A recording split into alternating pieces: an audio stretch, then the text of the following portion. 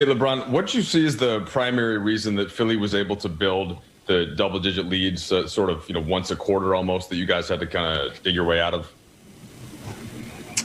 It was a game of rust for them. The first quarter was we put them to the free throw line way too much. I believe they had 12 free throw attempts at the end of the first quarter, something like that. And B probably may have like 8 of those, and it allowed them to get their defense set. Neutralized us being able to get stops to get out on the break. So we had to do a better job of that. But I thought, listen, besides that, we held them to 21 points in the second, 26 and 26, and and gave ourselves an opportunity to win at the end, and it didn't go our way. But I loved our fight. But you got to do a better job with keeping our hands out of the cookie jar, especially with a guy like Embiid who has, Harden-like, magic as far as the swipe moves and things of that nature. Up until that final run there, the shots weren't going down. That's happened a couple times on this trip. Have you seen anything different, or is it sort of make-miss in the way that you guys are getting shots and then converting from the perimeter? I think we got some great looks. We play the same way every game. It's not like we change our approach, our shooters kind of struggle tonight, obviously.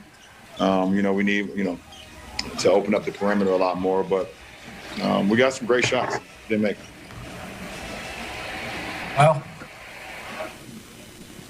hey, LeBron, that closing lineup you guys had tonight, a lot of teams, even dating back to last postseason, has struggled when you and AD are with 3 other perimeter players. Do you feel like that lineup they had tonight is a little bit of a ace in the hole that you guys have to really match up well with anybody? Well, it's always good to know that you can go down the stretch and go to AD at the 5 and me at kind of like that point forward, and then surround us with guards and shooters. And defenders if need be. We have a lot of minutes as far as with AD at the 5 and me kind of playing the 4 on defense and playing the point on the offensive end. So it was a good lineup for us. And then also having KCP out there with AC and Dennis, it just gives us a lot of dimension, both offensively and defensively. Dan? Sorry about that. LeBron, AD was under 20 points again tonight. What do you think of his offensive rhythm right now? And are there things that you guys can do to try to get him going a little bit more, or is this just him working his way into the season still?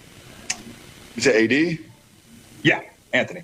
No, I thought he missed some shots that he's accustomed to making. And I think AD is in a pretty good rhythm right now, and I think every game is getting better and better for him. But it's our job to give him the ball. It's our job to give him the ball. And I thought we did a great job at times. At times we did not. So we got to be better as well with that. Dave? Ron, a couple of years back, we were in Philly, and you were talking about the Sixers squad and the expectations placed upon them. And you said everybody wants instant oatmeal, but it takes some time for these things to come together. How do you view them now, the number 1 team in the East, and they just played you guys down to the wire? I think it's a really good team that they put together. Give a lot of credit to Ellen Brand and and the things that they're doing here.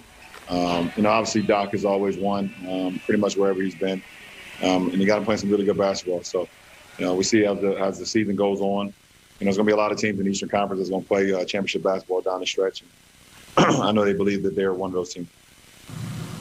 2 more, Bill?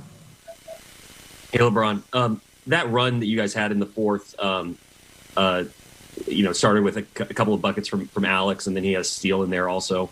I'm just wondering, how have his contributions maybe evolved, or what is different about the way he's contributing to this group this year, and just how much better is he than he was a year ago? AC is whatever we need.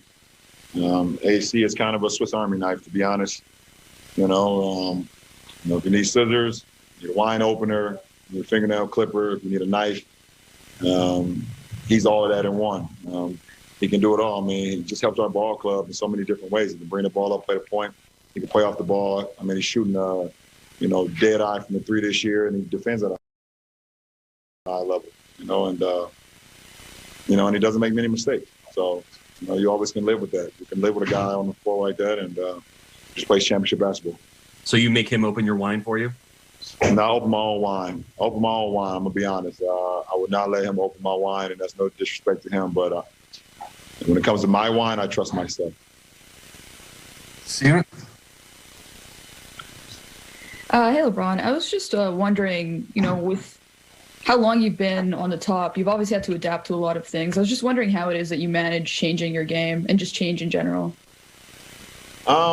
You have to change with the times, I guess. You have to continue to evolve. I mean, when I came into the league, it was literally a big man's league, pretty much. And I don't mean that it's not a big man's league. Now I mean like 4s and 5s pretty much played in the paint. You had, big guys, and there was a lot of posting up, things of that nature. You had some flick wings and things of that nature, but it was a big body, big man game. And as the league evolves, you have to be able to evolve with it if you want to keep up with the time, keep up with the Joneses or keep up with the Jameses in my case. So, for me, never putting a cap on my ceiling. I just want to always continue to get better and do things out on the floor that's maybe hasn't been done in other people's careers, and continue to push the envelope and see how much juice I can squeeze out of the lemon. So that was pretty loud, but it's okay. So it's just always trying to, put myself, like I said, in a position to be successful, continue to work on my game, work on my mind, work on my body, and see what the cards is, how they be played. You play the hand that's dealt to you, and just go from there. There, thank you. Oh, that's it? That's it, thank you. Road games to start the season. Got away from you from you guys tonight. What were some of the reasons you saw out there?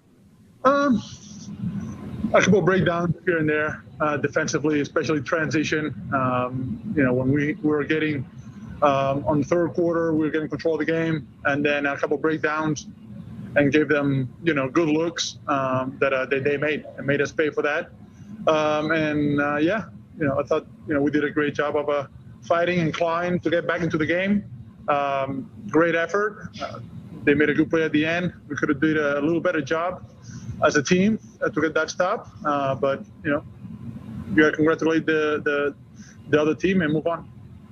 You guys had been hitting a lot of threes this season. Had a tough time for the first 3.5 quarters, but then 3 in a row kind of made it close. Was it a case of a little bit too late?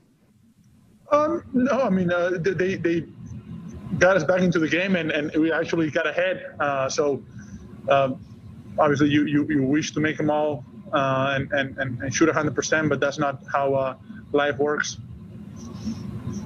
You talk about a player like Joel Embiid, and tonight it was Tobias Harris who really kind of stood up and obviously hit the go-ahead basket. How good is this Sixers team? They know what they're looking for. I think they all the players accepted their roles and want to excel in them. They know what they want to live by offensively and what they want to live by defensively. And they're comfortable with it. Obviously, they get into the free throw line a lot, and that controls the game in a way. Time for Magic's tweet. That was the most exciting NBA game this season. Tobias Harris hit the game-winning shot for the Sixers and finished with 24 points. MVP candidate Embiid at 28. I wouldn't be surprised if these two teams were in the NBA Finals. It is now time for Fish's Focus. What are you focusing on tonight, Fish? Focusing on Joel Embiid and defending him. Yep. The way that he plays, the way he creates contact. Gets to the line. Gets to the free throw line. It disrupts the rhythm and the flow of the game, right? Yeah. It was a marginal pass. I don't think Caruso wanted to throw it, but nevertheless, we go down on the road by 1. Yeah, the first road loss of the year for the Lakers. They're now 10-1 on the road. The Sixers are 10-1 at home, 107-106. Joel Embiid with 28, Tobias Harris 24, Ben Simmons a triple-double. LeBron James continues his scoring tear. He had 34 points. He did it on 12 of 22 and 6 assists. Let's hear from Frank Vogel. He's speaking with Mike and the media on the Zoom. Hey, Frank, just want to start in that final stretch there. What did you guys put together to make that run, and how did things go? How did it play out? Yeah, I mean, I got to look at the tape of the whole sequence, but we never believed we couldn't get back in the game.